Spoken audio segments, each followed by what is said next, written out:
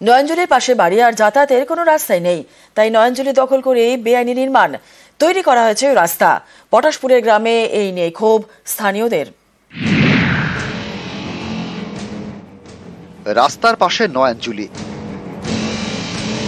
এই নয়নজলির বুকে ইটের পিলার।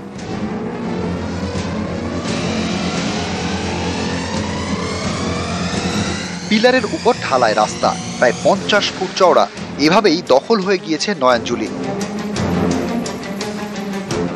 পূর্ব মেদিনীপুরের পটাশপুর, এখানকার খড়াই কোটবার এলাকা দিয়ে গিয়েছে নয়নজলি। 7টি গ্রামের জল নিকাশির বড় ভরসা এই নয়নজলির পাশে আব্দুল রফিক মল্লিক নামে এক ব্যক্তির বাড়ি। বড় রাস্তা থেকে বাড়িতে ঢোকার রাস্তা নেই, তাই নয়নজলি দখল করে কংক্রিটের নির্মাণ তৈরি করে ফেলেছেন রাস্তা। স্থানীয়দের দাবি, এই বেআইনি নির্মাণের জেরে বর্ষায় জল নিকাশিতে সমস্যা হবে, এলাকা ভাসবে। এ নিয়ে পঞ্চায়েত অফিস সহ বিএলআরও অফিসে জানিয়েও কাজ হয়নি বলে অভিযোগ।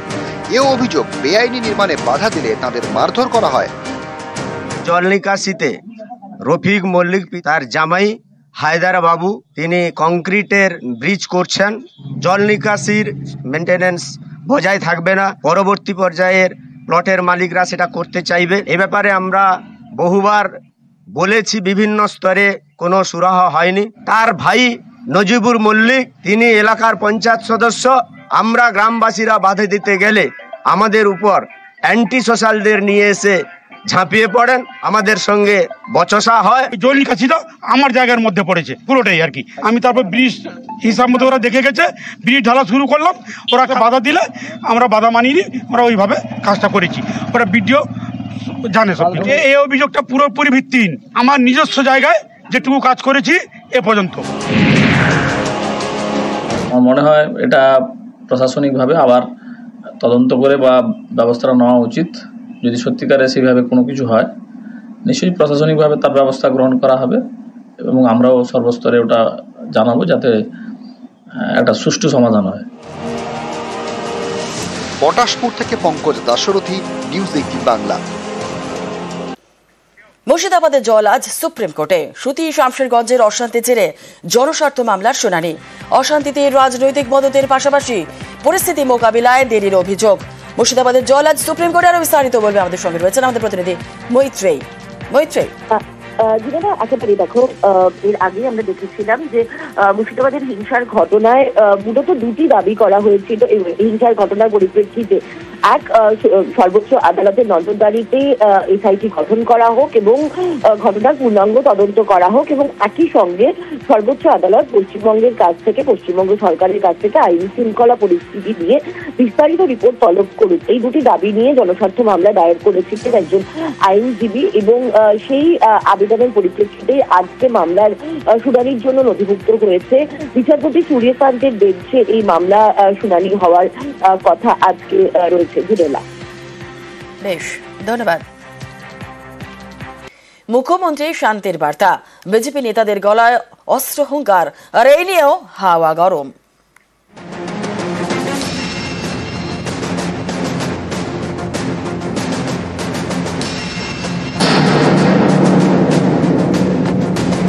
মুর্শিদাবাদে অশান্তি নিয়ে তোলপাড়। এই পরিস্থিতিতে শান্তির বার্তা মুখ্যমন্ত্রীর।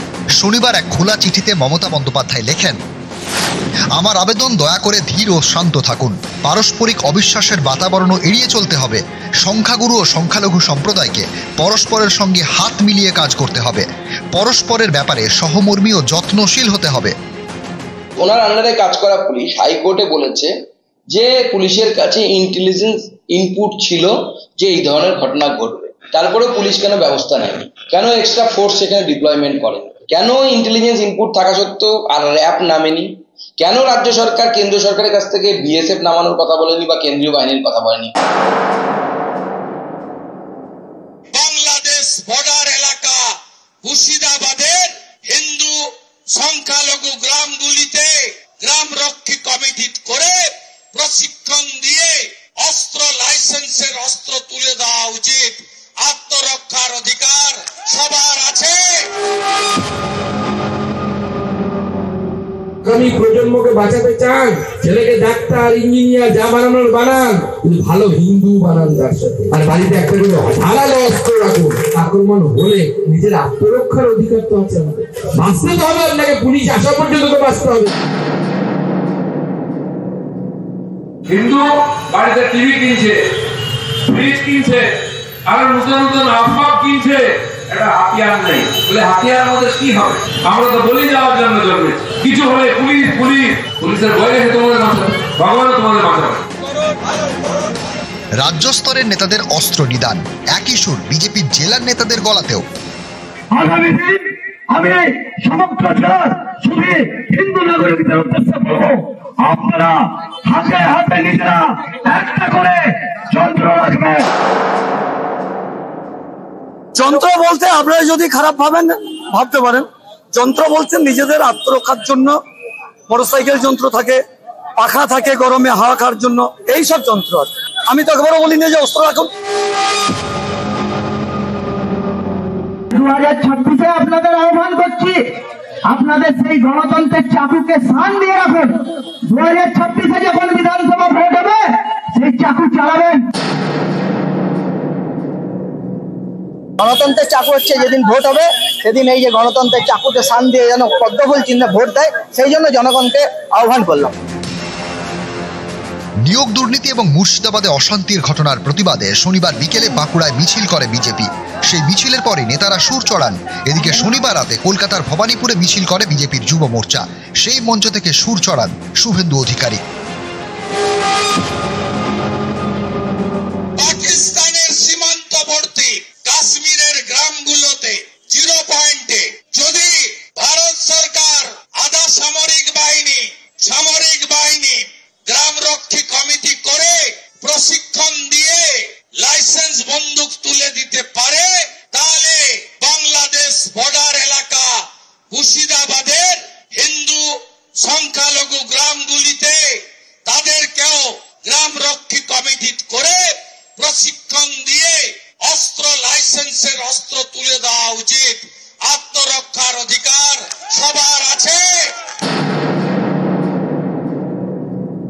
দায়িত্বজ্ঞানহীন সস্তা চটকদারি মন্তব্য। ওয়াকফ বিল নিয়ে মানুষের ক্ষোভ ছিল, কর্মসূচি ছিল, তার মধ্যে সেইটাকে সুযোগ নিয়ে পরিকল্পিত একটা লার্জার কনস্পিরেসির অঙ্গ হিসেবে ঢুকে এই গন্ডগোলটা করে দিয়ে তারা চলে গেল। দুদিন আগে এক কথা বললেন, আজকে আবার অশান্তি ছড়াতে নেমেছেন যে অস্ত্র দিয়ে প্রশিক্ষণ দেওয়া হোক কাশ্মীর সীমান্তের মতো। মশাই, আপনাদের সরকার পুলওয়ামা সামলাতে পারে না, তারা এসে আবার এখানে আগুন ছড়াতে দায়িত্বজ্ঞানহীন কথা বলে। নিউজ 18 বাংলা। বসিরহাটের রাজেন্দ্রপুরে টিউবওয়েলেই ভরসা, সেই জলেই আয়রন, এমনকি আর্সেনিকেরও ভয় রয়েছে। সেই জলই খাচ্ছেন স্থানীয়রা। তাঁদের দাবি বাধ্য হয়ে খেতে হচ্ছে, কারণ এলাকার বেশিরভাগ জলের প্ল্যান্টই বিকল রয়েছে। রাস্তার টিউবওয়েলের জল খাওয়া ছাড়া উপায় নেই।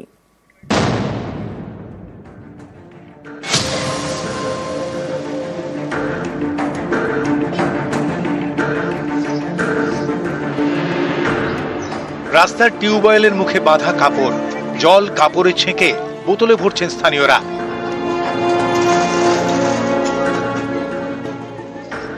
উত্তর 24 পরগনার বসিরহাটের রাজেন্দ্রপুর পঞ্চায়েত এলাকা। এখানকার বেশ কয়েকটি জায়গায় আর্সেনিকের ভয়, এদিকে জলে আয়রন। ভালো জলের জন্য কয়েক বছর আগে প্রায় 15টি জলের প্ল্যান্ট বসানো হয়। এগুলোর বেশিরভাগই এখন বিকল বলে অভিযোগ। এই 6 মাস ধরে খারাপ। 6 মাস খারাপ? হ্যাঁ। পাম্প কলে জল নিতে হচ্ছে? হ্যাঁ। আর্সেনিক আছে জলে? হ্যাঁ আছে। ওইও খেতে হচ্ছে? হ্যাঁ। কি চান আপনারা? কি চাই আমরা? ভালো কল চাই, আমাদের এখানে পানির কষ্ট, সব কলগুলো সোজাও। জলের প্ল্যান্ট রয়েছে প্রায় 15টি। অভিযোগ বেশিরভাগই বিকল, কোথাও ভাঙা ফিল্টার মেশিন, কোথাও আবার কল নেই। বাধ্য হয়ে রাস্তার টিউবওয়েল থেকেই জল নিতে হচ্ছে, টিউবওয়েলের মুখে কাপড় বেঁধে। কিন্তু এভাবে কি আর জল পরিশোধন হয়? 2 বছরের উপরে।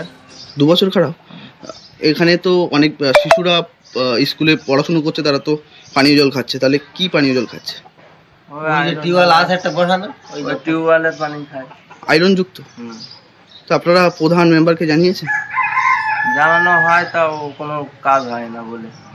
এই মুহূর্তে রাজেন্দ্রপুরের কোনো টিউবওয়েল আর্সেনিক যুক্ত নেই বা সেরকম রিপোর্ট আমাদের কাছে আসেনি। এই প্ল্যান্টটা যখন চলতো, এখন চলছে না, কিন্তু ও যখন চলে তখন কেউ ওর কাছ থেকে জল নেয় না। কারা যে ওকে খারাপ করে দিয়ে যায় আর কারা কি করে দিয়ে যায় এটা আমার জানা নেই। যেখানে কম লেয়ারে জল উঠছে সেখানে আমি অলরেডি সমাধান করে দিয়েছি এবং বাকি যেগুলো আছে চেষ্টা করছি আগামী দিন 10-15-র মধ্যে বাকিগুলো ঠিক করার। উত্তর 24 পরগনা থেকে অনুপম সাহা, নিউজ 18 বাংলা।